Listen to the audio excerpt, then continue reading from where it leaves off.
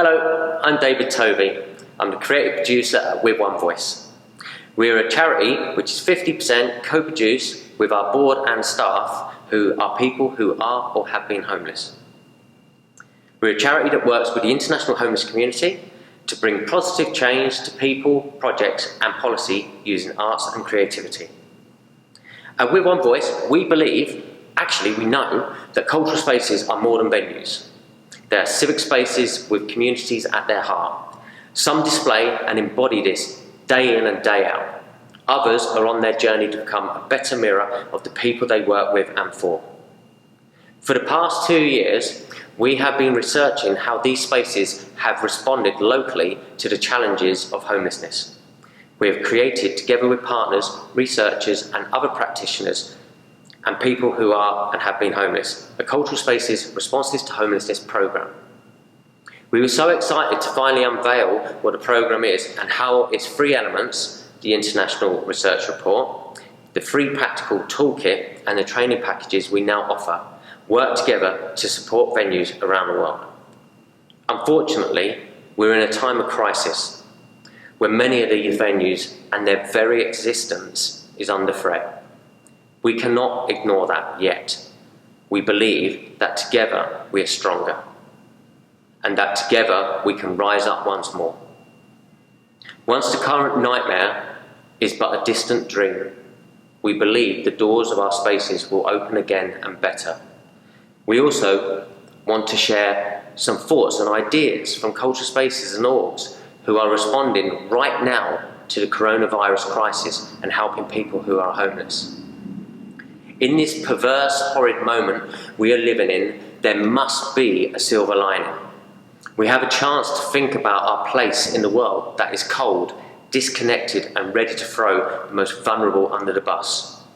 I am sure that if you are hearing this, you, like us, cannot fathom being part of such a world. So let's change it. But let's change it in a practical, step-by-step way. A realistic way that acknowledges the change is painful and that it takes time and money and willpower. We sometimes tend to be idealists. It is our best trait and our worst trait. Whilst colleagues are literally saving lives on the front line, we are here chatting about the arts and homelessness again. But we must do it. We need artists and creativity to think about a better world. We need culture before, during and after a crisis to feel human again. So with all this being said, here is the plan. We've adapted our live event, which was scheduled for Thursday 19th of March at Manchester Art Gallery, into an online seminar type thing. This is the first time we've done this, so please bear with us while we understand how it all works. We will bring you a short presentation about our work around the culture spaces, responses to homelessness research and training, and provide you with all the links to the report and to the toolkit so you can start using as soon as possible. We will then cut to the front line and speak to partners, Museum of Homelessness and the Union Chapel, who in the past few days have been in the embodiment of how and what a civic cultural space means, providing, that is, the tech works. You will have the opportunity to ask us and our partners questions. We will do our best to reply to these live and or connect you with the people that can. If we're unable to, in between both sections of this improvised online launch, we will play music by Ryan Wilson, the fantastic artist we had invited to delight you live. But as many freelancers who will suffer for the unravelling of the COVID-19 crisis, we had to find a way to platform his amazing music. By tuning into Ryan's piece, you will have time to send us your questions either in Zoom or via Twitter, where you can tag @WithOneVoice and #MoreThanAVenue. Right, I think this is it in terms of the intro. Shall we begin? And without further ado, it's my absolute pleasure to introduce you to Phillida Shaw, researcher and writer of the report Open House, Cultural Spaces, Responses to Homelessness.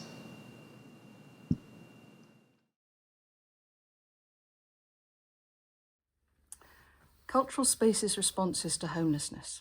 Why is this a subject worth writing about? One of the answers is that where there's homelessness, there's very often a cultural space, a library, an arts centre, a theatre, a museum, a gallery. Cultural spaces that are refusing to ignore homelessness, whether as a fact of local life or as a national political issue, are enacting Article 27 of the Universal Declaration of Human Rights, which confirms that everyone, homeless, houseless or not, has the right to participate in the cultural life of their community. As cultural spaces around the world search for ways to respond to homelessness, there's a growing demand for information about what others are doing. This report is a first attempt by With One Voice to bring together some of the approaches taken by different kinds of cultural space and the lessons they've learned along the way. They're working with local homelessness organisations to promote participation in creative and cultural activity. They're providing space for companies that specialise in arts and homelessness. They're co-producing, commissioning and promoting work that increases public understanding of homelessness. And they're making changes to their buildings and day-to-day operations to make themselves more welcoming. The report includes short descriptions by work of over 30 organisations, a summary of the characteristics of spaces that are responding to homelessness, and 12 recommendations for those that would like to do more. We hope that readers will come forward with many more examples that we can share. In every country, the local facts of homelessness are part of a bigger national picture, shaped by history, culture, politics, and by natural and man-made disasters. The diversity of the arts and homelessness sector, the different definitions of and attitudes towards homelessness, different creative practices and ways of organising and financing cultural provision mean that some of the content of the report will be interesting and relevant to many and some to a few, and we hope you'll pick out what is most useful to you. It's for every cultural space to determine its priorities and pace of change. We know that change takes time, but we also know that by sharing experience and acting on it, that change will come. Hi, I'm Matt Peacock from With One Voice. One of the motivations for commissioning the Open House Cultural Spaces Responses to Homelessness report was that cultural venues from around the world were coming to us and asking advice about how best to welcome and work with people who are or have been homeless. Some were starting out and others had been doing this for years. We quickly realised that there was no shared practice around this area and organisations were pioneering their own ideas. There was a great need to come together and share what they felt was going well and what was challenging. We therefore decided that alongside Phyllis's report, there should be an easy-to-use free toolkit for cultural spaces who are interested in deepening their access and involvement with homeless people. A summary of the learning of the arts venues, museums, libraries, galleries, and theatres all around the world brought together in a shareable resource. We set about co-creating this toolkit and a training package that Laura will describe next with our friends from the Museum of Homelessness and built a team, 50% of whom have been homeless. We pulled ideas that were proving successful, added our thoughts of the team, and then engaged Manchester Museum and Tate Modern to help us test ideas. As we have said, we live in unprecedented times where most cultural spaces are now closed. This toolkit was written before the coronavirus crisis. What we are doing now is to work quickly with partners to formulate a second plan for cultural spaces and staff who want to respond to help homeless people during this crisis. We'll hear more about that later, and in the meantime, here is a summary of the toolkit. The toolkit is built around 7 values and practices which the cultural spaces in the Open House report share, and also those of other cultural spaces we know and have worked with. These are equity, written commitment and tools, training, partnerships, consistency, it takes time and memory. It's a cycle instead of a linear process, reflecting that cultural spaces are always learning and making improvements to how they work. It shouldn't be a process that we implement and then it's done. In the toolkit, each of these 7 areas comes with a page of thoughts, ideas, and considerations interspersed with case studies. Equity is about treating everyone the same, everyone as a visitor with the same rights, not only to enjoy the cultural space, but as potential assets to it. The welcome is key. Some cultural spaces choose to have staff on the door greeting, others don't. Many big institutions are required to have security since they are visitor attractions. Here, consideration should be made around authoritarian uniform, how bag checks can be done sensitively, especially when some people may carry around all their possessions in their bags. Signage is key and should be clear, particularly if visitors are nervous about whether they need to pay to enter or not.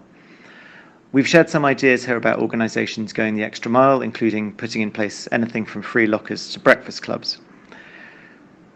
Written commitment and tools.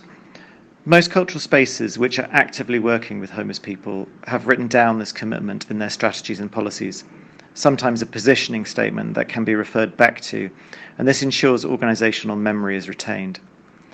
Having a safeguarding policy or plan also ensures that everyone's welfare is taken into consideration.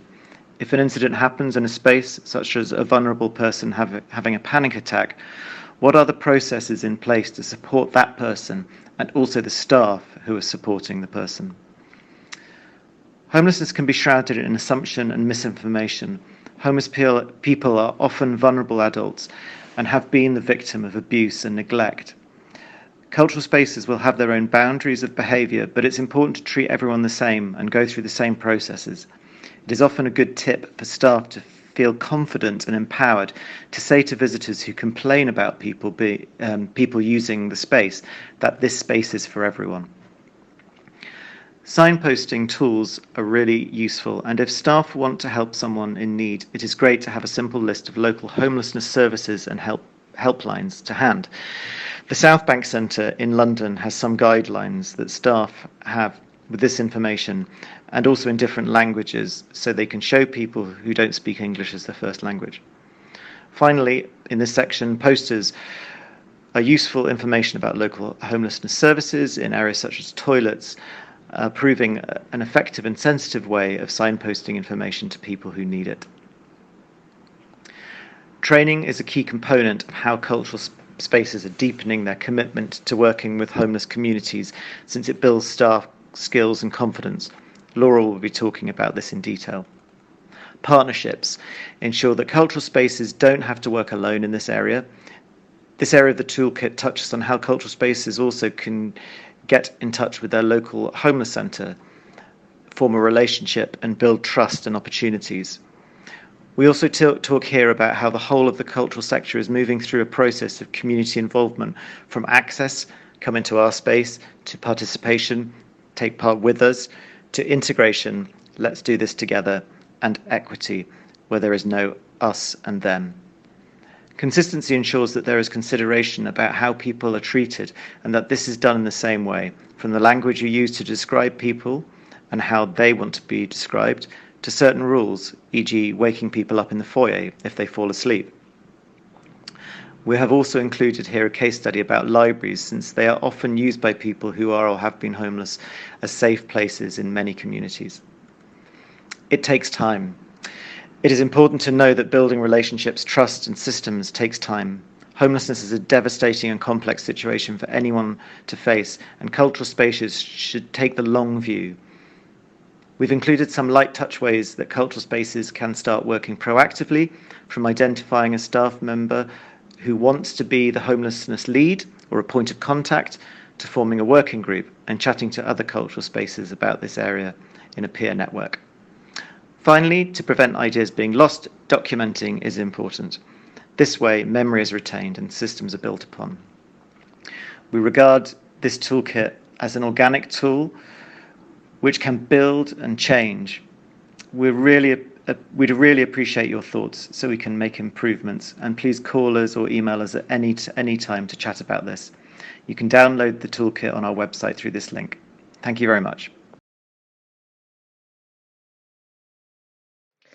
Hello everyone and welcome to the first online presentation about the Cultural Spaces Responses to Homelessness training. My name is Laura Krasteva. I am With One Voice's executive producer. I usually do this with my great partner David Tovey. However, under the circumstances, it's just me in the kitchen. So I hope you don't mind while I faff around with the tech so that we can see both the PowerPoint and my face somewhere in the corner of your screen so that I can walk you through what the training is, how it works, and why it might be useful for your practice. Thank you so much for joining us. I hope that as I said, I'm able to do this. I'm going to try this right away and see how we go. If you have any questions at any point, we are doing a conversation live after the videos today, but we also will be on Twitter, on Facebook, and on our emails and over the phone if you need anything. So here we go. Let me put this on for you. Hopefully you should be able to see our salmon pink PowerPoint and my face somewhere in the corner left of your screen. So let's start with why would we need a Cultural Spaces Responses to Homelessness training. You may have heard today, part of the other videos, how the report came about with international examples of what people are doing around the world, and how then the toolkit was co-designed with partners Museum of Homelessness and people who have been homeless to give practical tips, practical step-by-step tips of what you may want to start with or where you may want to implement some changes. And the training is part of that. The training ensures that your commitment is throughout the organization, from maybe front of house to management, from having the policies in place to the behaviors and the skills of all of the teams reflecting those policies and commitments. This is what we call the stick of rock analogy. You may know, as I didn't, but I've now learned that this is a candy that you have in sea towns in the UK, and where you snap the candy you can see the name of the sea town. So that's what we want to achieve with this type of training, is that commitment of working with people who have been homelessness and deepening access is at all the different points of the organization. We also recognize that change is something that takes time, it takes a lot of will, it takes a lot of care, it sometimes also takes a lot of money. So it is a process, and we want to be there and accompany this. So you have a partner who can support with implementing that change. And of course, training is a lot about boosting people's confidence, because a lot of you are already doing great things. It's about providing practical examples in the room, so that we can see them how they work, and it's also complementing the research and the rest of our tools now available to download online. And of course, as I mentioned, is providing site support, which I hope that we will be able to do again soon once we reopen the doors of our cultural spaces. Now, what is the training and what it consists of? It is a space inside the organization to talk about homelessness, to ask the questions, to demystify homelessness, to understand its complexity and its different phases. It is a interactive training that, as I say, brings practical skills into the room and practical examples. Those examples are also facilitated out of the team that is in the space.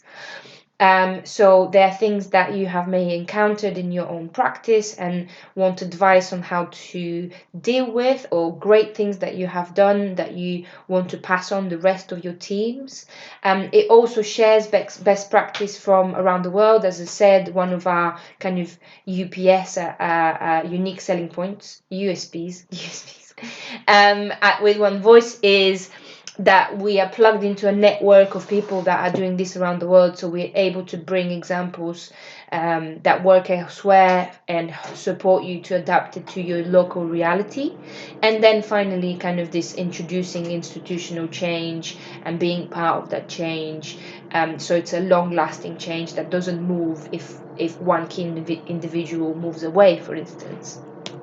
Here are some pictures so you can see a little bit more in action and how it looks like. I don't know if you see, but on the left there's two people, that's David and I, facilitating at the Manchester Museum with our partners Museum of Homelessness, and we're kind of in front of what we call the jigsaw of homeless support. I encourage you to double check that as well. It's an advocacy tool that we've developed that shows why the arts need to be part of the equation when we talk about homelessness, not least because access to arts and creativity is a human right. So that's one of the tools that we use in our workshops, and is downloadable from our website as well. It's a great tool to open up a conversation, maybe with your managers or with other people in the industry, both on the side of the homelessness sector as well as in the cultural sector. And then you can see pictures of our colleagues in the training. It's interactive, there's group work, there's ensemble work, and we also bring some creativity, some icebreakers, some drawing, sometimes singing, but as always, it's a safe space so people can opt in and out of what we're doing, and we have a pastoral manager who works with us. So after the training, if you have any concerns and you want a helpful ear, he's available as well as some of other people in the team who are trained and experts in that. So now let's see at the how. We've developed a few kind of different modules, a little bit of a menu of what we can offer.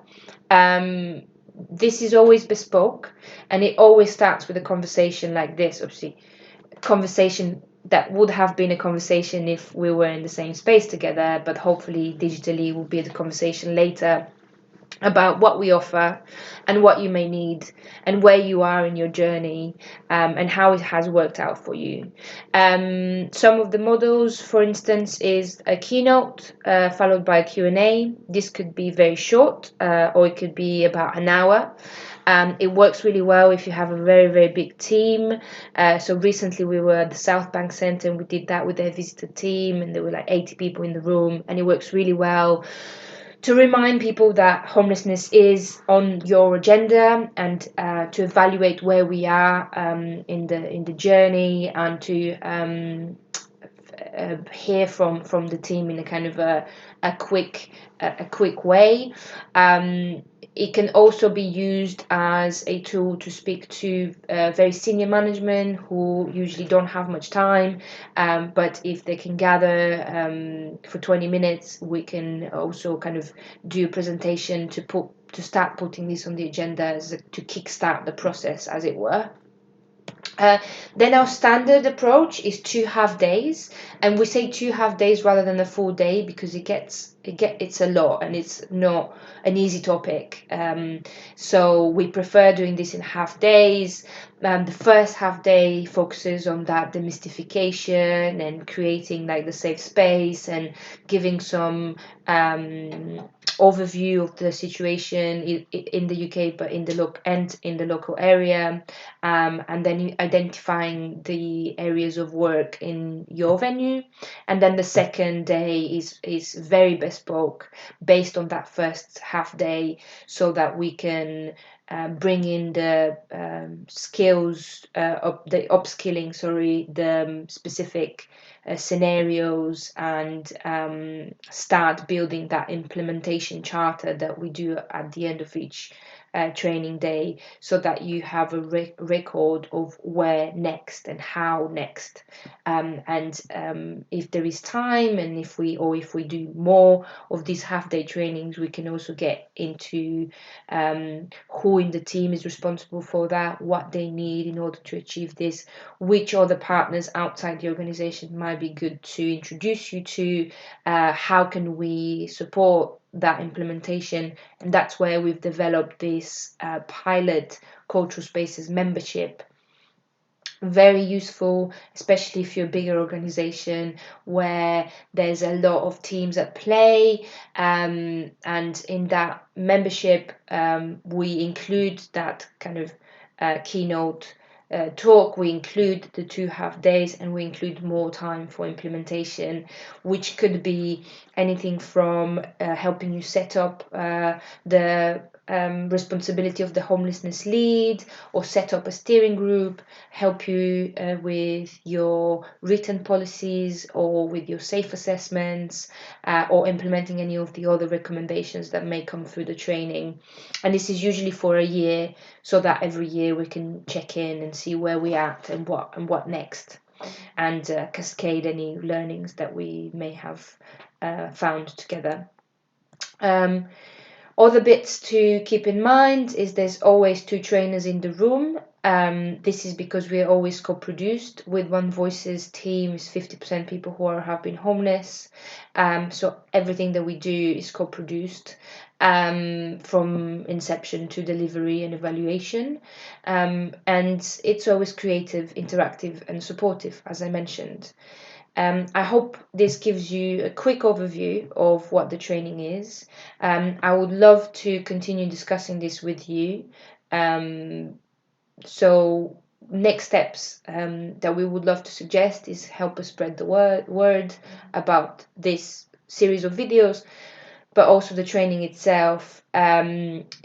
We have put together a link where you can sign up to hear more, to chat, to discuss, to be in touch with us. We're happy to help. We know it's a difficult time right now, but we hope that when we're back and we are able to open the doors of our cultural spaces, we do that with a better sense of how we can support people who have been homeless. And of course, join the conversation if you have any questions.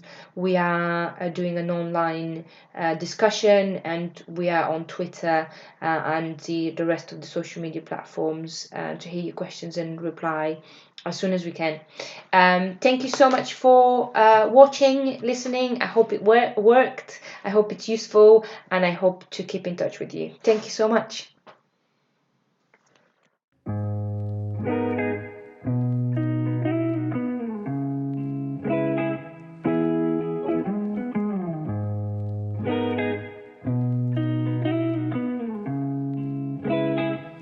I wanna live on my youth again, back to when I was a little child. I wanna live on my youth again, back to when things were so sunny and wild. I wanna live on my youth again, just so that I can have one more smile. Yeah, I wanna live on my youth again, 'cause at the moment I'm trying to survive, trying to survive. Over the last couple of years it's been hard. I've shed a couple of tears behind bars. I've seen a face of a million scars. Probably drove a million cars. Now I'm out, don't know what to do 'cause there's a drought. But I feel like I need to be on top just to show my haters what I'm about. Don't ask me for now. You don't know my past, you don't know the shit that I've been through. You don't know my toilet tissue, you don't know my inner issues.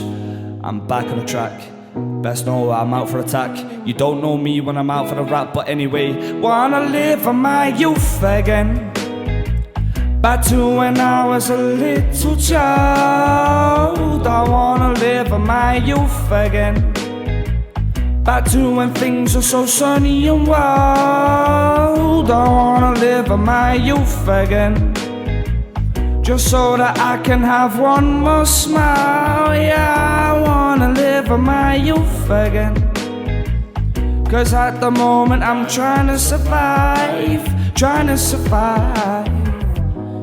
I'm trying to survive. I wish I was that night in 2005, watching every star go by, sat on the slide, smoking all the time. I wish I hate this life, but I don't know why.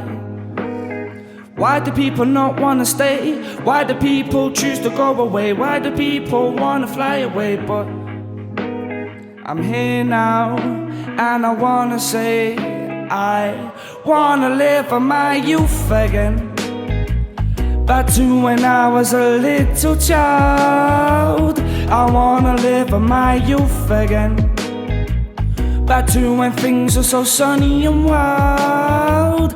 I wanna live my youth again, just so that I can have one more smile. Yeah, I wanna live my youth again, 'cause at the moment I hate my life, trying to survive.